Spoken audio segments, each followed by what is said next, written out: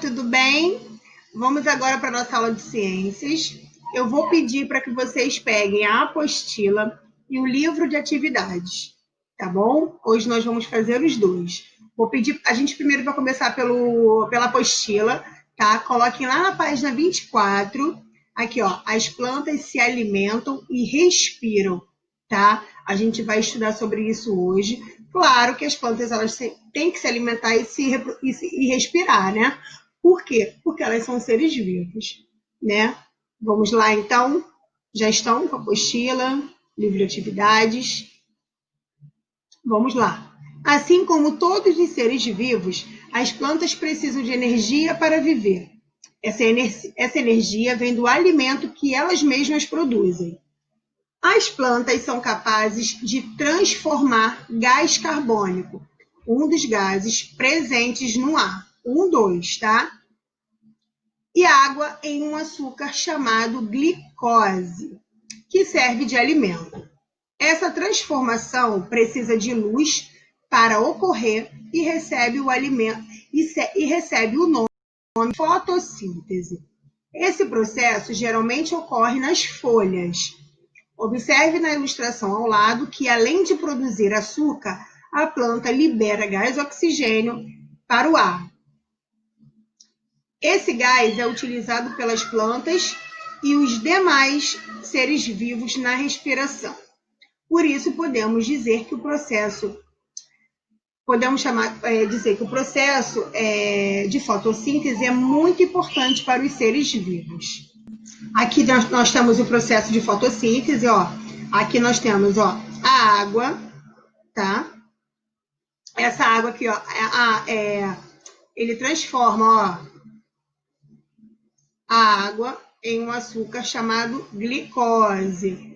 Aqui, ó, o açúcar produzido é distribuído para toda a planta. Ela recebe, ó, o gás carbônico que vem do ar e libera, ó, o gás oxigênio que vai para o ar. Você sabia que a fotossíntese não é a respiração da planta? A fotossíntese fornece nutrientes, mas as plantas também respiram o tempo todo. Na respiração, ocorre o oposto. As plantas utilizam gás oxigênio do ar e liberam gás carbônico. Aqui, ó. Ela recebe o gás oxigênio e libera o gás carbônico, como eu falei aqui em cima. Ela, ó. O gás oxigênio vai para o ar e o gás carbônico vem do ar, tá? Lápis na mão. Página 25. Número 1. Observe o tomateiro representado a seguir. Você reparou que estão faltando algumas partes dele?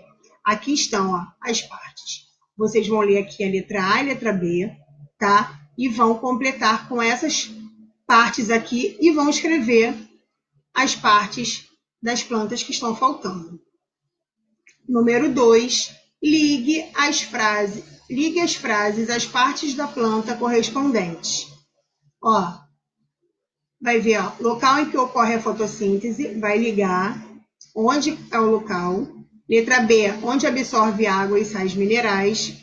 Letra C, transporta a água das raízes para as outras partes da planta. Letra D, local por onde a água sai da planta. E letra E, fixa a planta no solo. Tá? Vocês vão ligar. Página 26, número 3. Lúcia viajou por uma semana. Ao voltar para casa, percebeu que sua planta estava murcha, como na foto ao lado. Essa foto aqui. O solo dentro do vaso estava muito seco. Letra A. O que pode ter acontecido para a planta de Lúcia murchar? O que pode ter acontecido, gente? Ela viajou, a planta ficou lá, ó, sozinha em casa, ninguém cuidou da planta. O que pode ter acontecido com ela? Letra B. De que cuidados uma planta precisa para ser saudável, para ficar saudável?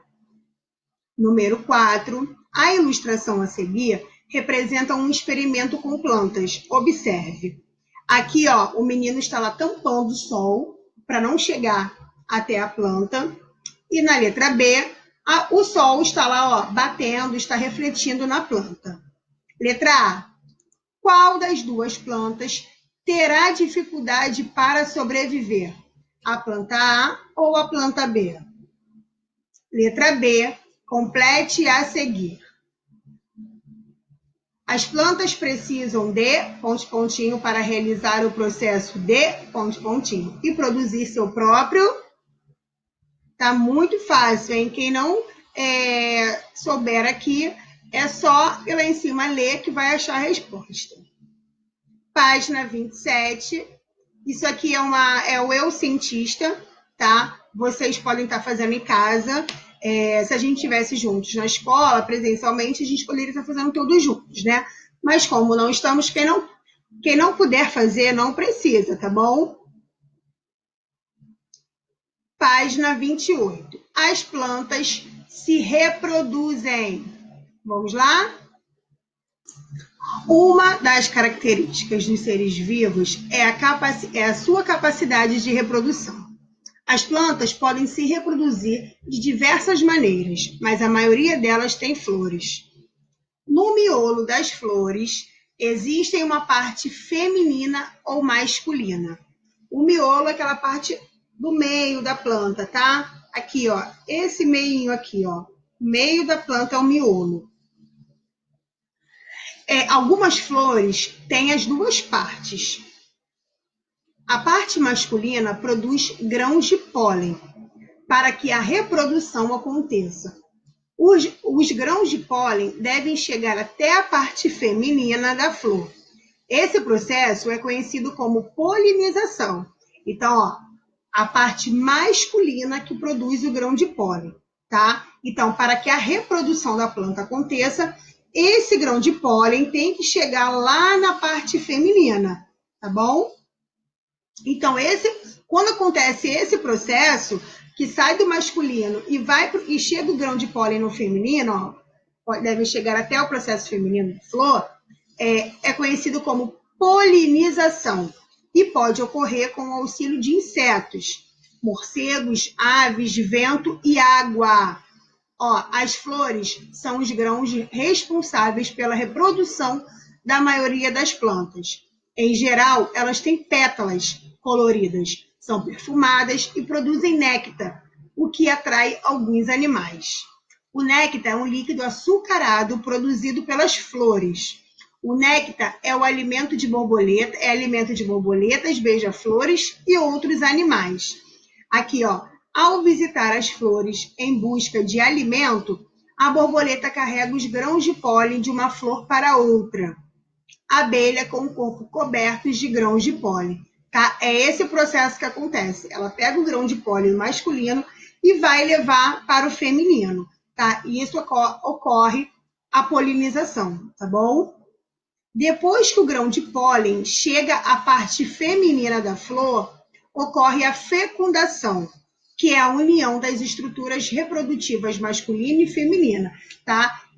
Junto os dois, o grão de pólen masculino chega até o feminino, que ocorre a fecundação, tá? Dessa união surge o embrião, que fica produzido dentro da semente. A semente resulta da fecundação. Dentro dela está o embrião, que originará uma nova planta. Tá? Então, ó, o grão de pólen masculino chega no feminino, que ocorre o quê? Ó, de novo aqui, ó. Os grãos de pólen feminino devem chegar até o masculino, chega até a parte feminina da flor, tá? Que esse processo é a polinização. Depois que chega os dois, tá? Depois que o grão de pólen chega até a parte feminina, ocorre o quê? A fecundação, tá bom? E a união dos dois, ó, surge o embrião, que ele fica protegido na semente, que aí vai nascer uma nova planta, tá bom? A parte feminina da flor, página 29. A parte feminina da flor se desenvolve e se transforma em fruto. A parte feminina. Podemos dizer, então, que a partir das flores transformam-se os frutos e as sementes, as quais darão origem a novas plantas. Após a fecundação, a flor passa por transformações. As pétalas murcham e caem, e a parte feminina da flor se desenvolve, formando o fruto. As sementes ficam protegidas dentro do fruto. Os frutos protegem as sementes, né? Eles protegem por quê? Porque a semente fica dentro do fruto e podem ajudar a espalhá-las. Alguns frutos se abrem e lançam as sementes no ar. Outros são comidos por animais, que eliminam as sementes com as fezes, espalhando-as pelos lugares por onde passam. Esse processo é conhecido como dispersão. Os frutos se formam a partir das flores, o fruto se formando. Lápis na mão. Número 1. Observar a vida de animais e plantas é uma inspiração para muitos poetas. Leia o poema O Beija-Flor e depois faça o que se pede. O beija-flor bate as asas tão depressa, zumbindo de flor em flor, provando cada sabor, assim que o dia começa. Beija-flor jamais descansa, porque nunca enche a pança. Marcos Wagner. Página 30. Letra A. A frase a seguir é um resumo do poema. Leia com atenção e risque as palavras que não estão de acordo com o poema. O poema narra uma cena em que o beija-flor está parado, voando, em busca de alimento, descanso durante a manhã, tarde. Tá? Vocês vão riscar, risca as palavras que não estão de acordo com este poema. Letra B. Qual é o alimento que o beija-flor busca nas flores? Qual é o alimento? Letra C. Ao se alimentar, o beija-flor também auxilia na reprodução das plantas, levando o pólen de uma flor para outra. Esse processo chama-se... E aí? Está lá, hein? Está lá em cima. Nós já lemos sobre isso. Número 2. A cutia é um roedor que se alimenta de frutos e sementes como o pinhão. O pinhão é a semente do pinheiro do Paraná, árvore comum do sul do Brasil. Ele serve de alimento para muitos animais da floresta e para as pessoas que costumam comê-lo, assado ou cozido. Como o pinhão. Após se alimentar, esse animal tem o hábito de enterrar as sementes que sobram, provavelmente para comer depois. No entanto, muitas das sementes enterradas germinam e dão origem a novas plantas. A gente não planta, né? A gente pega uma semente e planta, é o que acontece. O animal, ele come o alimento, né? Depois ele vai lá, uns enterram, outros saem nas fezes, tá? Aí eles estão ali no solo e tal, e eles vão aí gera uma nova planta. O que aconteceu com a cutia? Ela foi lá, ela enterrou a semente, né? E dali vai surgir uma nova planta. Sem saber, a cutia planta as árvores que produzem seu alimento, tá? Ela foi lá, comeu o pinhão, né? Enterrou a semente e vai nascer de novo uma nova, um novo alimento para a cutia. Letra A. Quando enterra os pinhões, a cutia ajuda a espalhar essas sementes na natureza. Esse processo é chamado de fecundação, dispersão ou polinização. Letra B. De que outras formas os animais podem contribuir com a reprodução das plantas? Cite um exemplo. Acabei de falar um, hein? Tá muito fácil. Prestem bem atenção, tá bom? Agora vocês façam e depois assistem o vídeo lá o próximo vídeo lá do livro de atividades, tá bom? Um beijo. Tchau, tchau.